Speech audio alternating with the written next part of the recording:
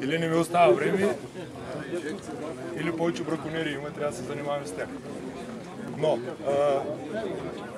само се възползвам от случая, който съм сред вас, да ви кажа, че промените в закона, който ги наложиха в сектора за любители рибари, или така наречения любителски риболов, това е, че разрешаваме нощния риболов.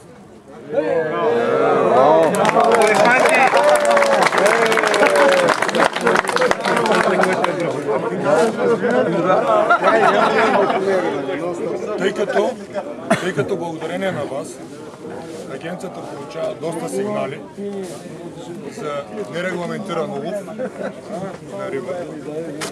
И заради това в новия закон сме го определили така, че ще бъде 5 водоема в Южна и 5 водоема в Северна България. Като идеята е тези водоеми да са най-големите във всяка една от двете части на България. И определено единия ще бъде и Жребчево. Така че до края на септември ще бъде изготвен доклад и заповед до министъра, който той ще утвърди и ще бъде упоменати абсолютно всички водоеми, т.е. тия 10, които ще бъдат разрешени за нощния риболов. Ако това проработи, т.е. ако всички ние като съвестни риболовци подаваме сигнали и сме срещу браконерите, тогава ще пуснем още водоеми за нощния риболов. За това, че разчитам на вас. Това е идеята, която дадах и на организаторите, е да направите едно сдружение на любителите риболовци. Трябва да се реши проблема с пролетната забрана. Да, след това ще го спомена набързо, за да не ви отекчавам, гледам, че изборите.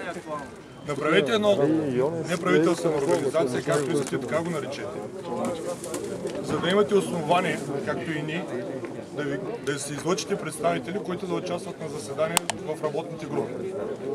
Защото колкото и да съберем, няма как да ви съберем в този формат. Нали, нормалното е 2, 3, 4 да присъстват.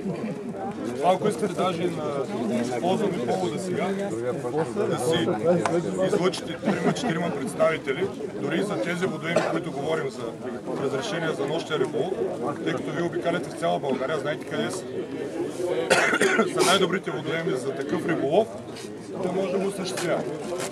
Затова излъчете се ги другия месец, септември сега.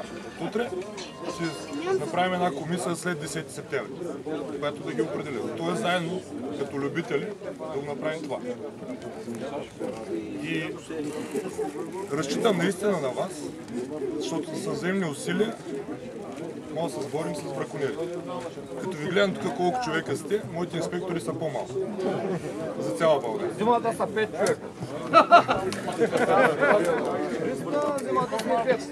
Така че, затова казвам, че с взаимни усилия може да преборим това явление, наречено браконерство. И аз като любител, като отида на водоемите и като не хвана риба, преди време псувах яра, нали сега не смея. Заради това, че, пак ви го казвам, разчитам на вас. Пожелавам ви на това състезание.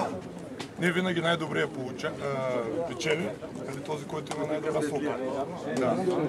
Заради това, но нека тази година да спечели този, който има и сока и е най-добър. Сред вас пожелавам ви успех и утре ще се